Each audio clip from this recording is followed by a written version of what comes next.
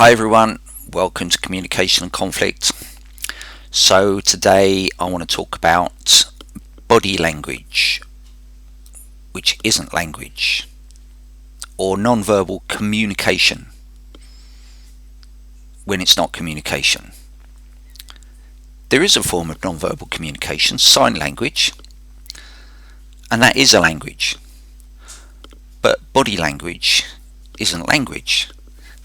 And I want to try to talk about why. And I want to try to talk about why the idea of body language actually is quite an obstacle to effective communication and quite often a cause of conflict, either starting or remaining stuck.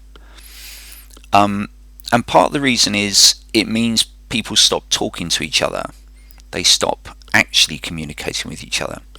So let me say a bit more about what I mean. So if I say the word tree and you speak the same language as me, English language, and you've heard of the idea of a tree before, I know what it means, you know what it means. We might visualize a different kind of tree, but we both know pretty much what we're talking about. So I've said it, you hear the same word, we share an understanding of that word tree. If I do sign language, I don't do sign language, but it's symbols and movements which represent a particular thing. And if you understand the same sign language as me, then if I do that symbol and hand movement, you understand what that symbol and hand movement means. So there's communication, so there's connection between us. So we share an understanding of the thing that we're saying. With body language, which isn't language, with non-verbal movements,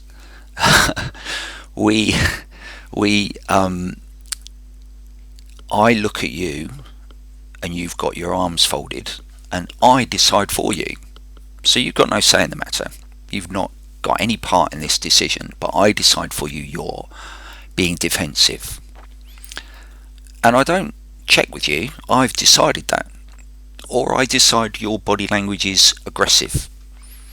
Or I decide that your tone of voice is aggressive or grumpy or whatever. So you're no part in it. You play no part in it. So it's not communication. It's just me making assumptions about you and projecting them outwards. Now, why is that a problem in conflict situations? It's a problem because, again, people have stopped communicating. They make assumptions about people, and in a sense they embellish their negative view of another person through the negative interpretations of body language. And when you think about it, it's very rare, and I don't think I've ever heard anyone say something like, "Oh, it was lovely being with Mary today. Her body language was so open and positive, and her tone of voice was so sweet and friendly." People don't say that because we tend to just talk more about just how the other person was. We don't talk about people's body language in positive senses. But if we've got a problem with someone, we will say, "Oh, Fred was in work again today, and you could tell from his body language he was his usual grumpy self, and just the way he spoke was really aggressive. His tone of voice was really aggressive."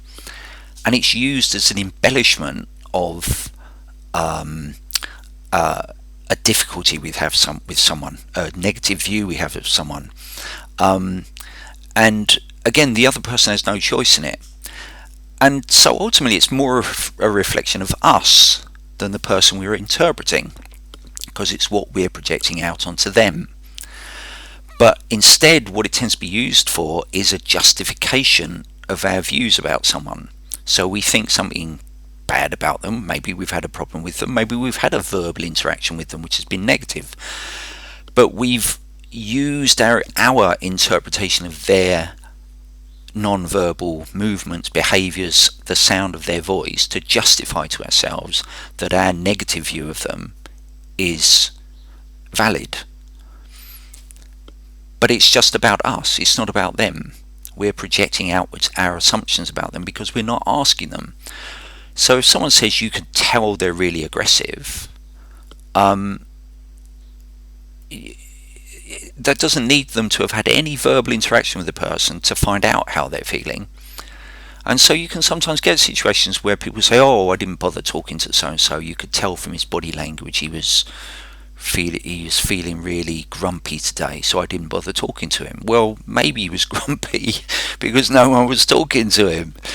Maybe that caused him to feel grumpy, or maybe he just wasn't feeling grumpy at all. Maybe he was just involved in himself about something. Maybe he was troubled by something, but we've projected onto them that they're grumpy or aggressive. So it's not language, it's just our imagination projected outwards onto other people. And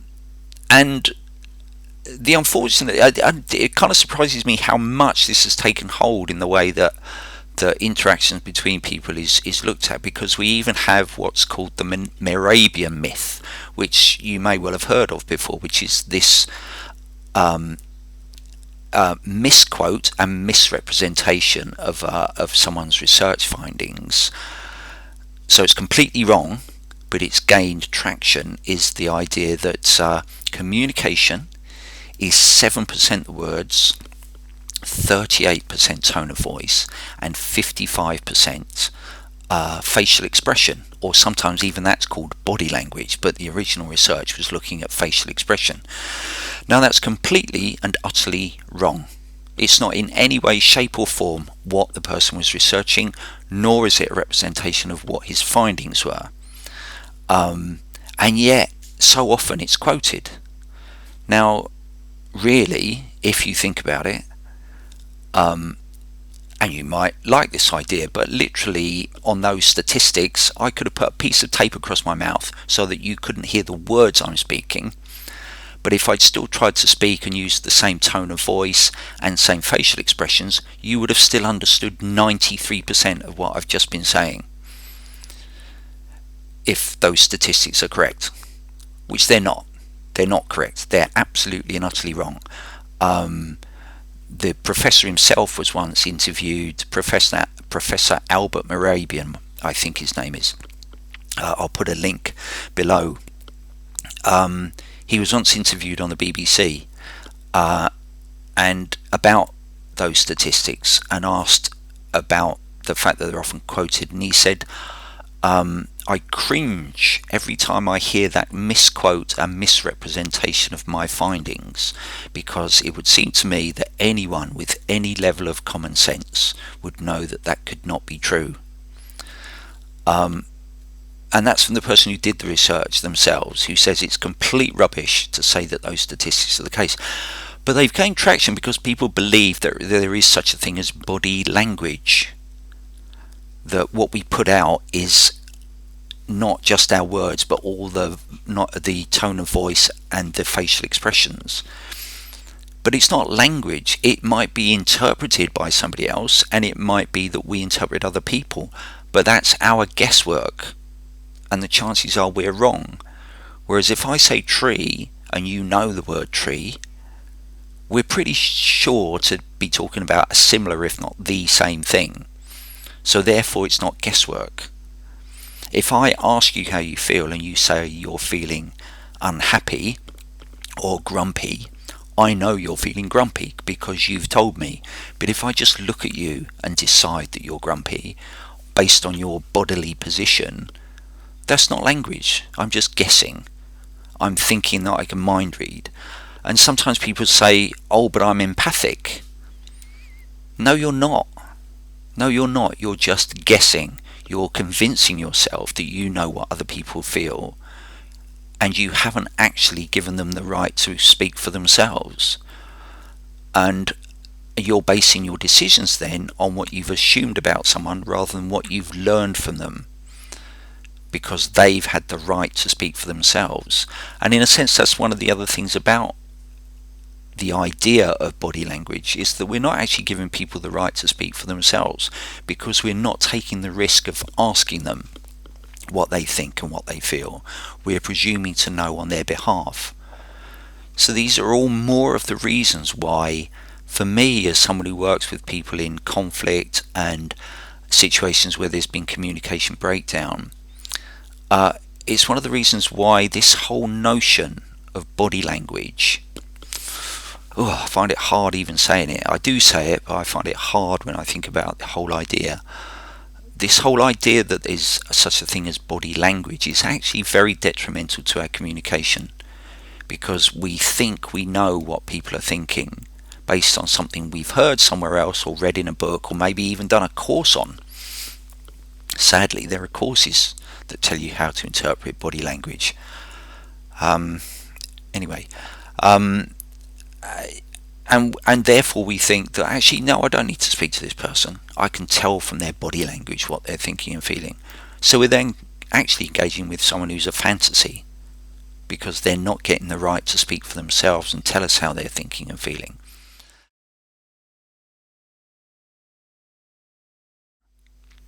So there we have it. The idea of body language is a very seductive idea, because it means we don't actually have to engage with people to find out. So it might be someone we've got a difficulty with, we're a bit intimidated by the idea of actually speaking to them. We may have a negative view about them already, so therefore it's quite seductive to think that actually I don't have to speak to this person. I can interpret their body language and that will tell me all I need to know about them.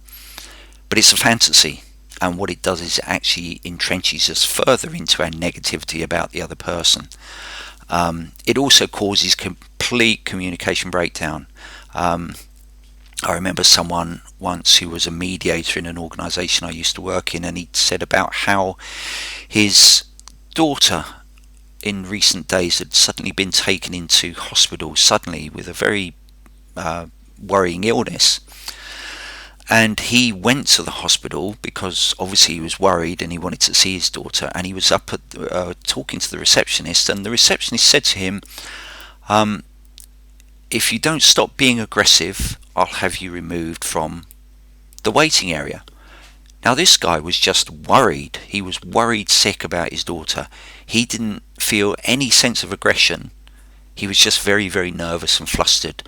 But the person, so there'd been no kind of verbal interaction saying, I'm going to be violent towards you in some way. I mean, he wouldn't have said it that way, but he didn't use any language to suggest he was being aggressive or violent. But the person interpreted his tone of voice and his mannerisms as aggressive.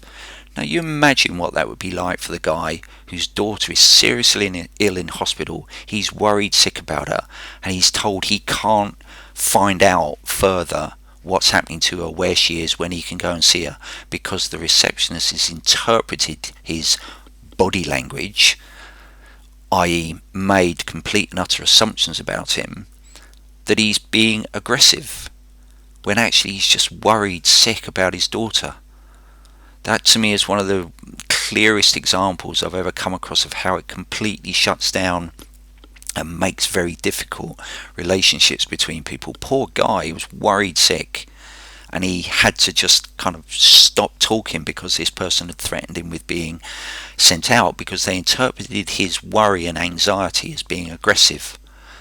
So to me, it's one of the examples of why it's actually this. It's a puzzling but a very present, suggested way of trying to interpret people's behaviour without actually kind of taking the risk of engaging with them, of actually asking them questions, actually finding out from them what's going on for them and how they're feeling. And if they don't want to share, that's the way it is. But to then presume we know, even though they haven't shared how they're thinking and feeling, that's going too far, because we're not taking we're not giving people the right to speak for themselves, and therefore we're making assumptions about people which are actually making the situation worse. Because, as I say, perhaps you have, but I've never heard anybody use a positive description of body language.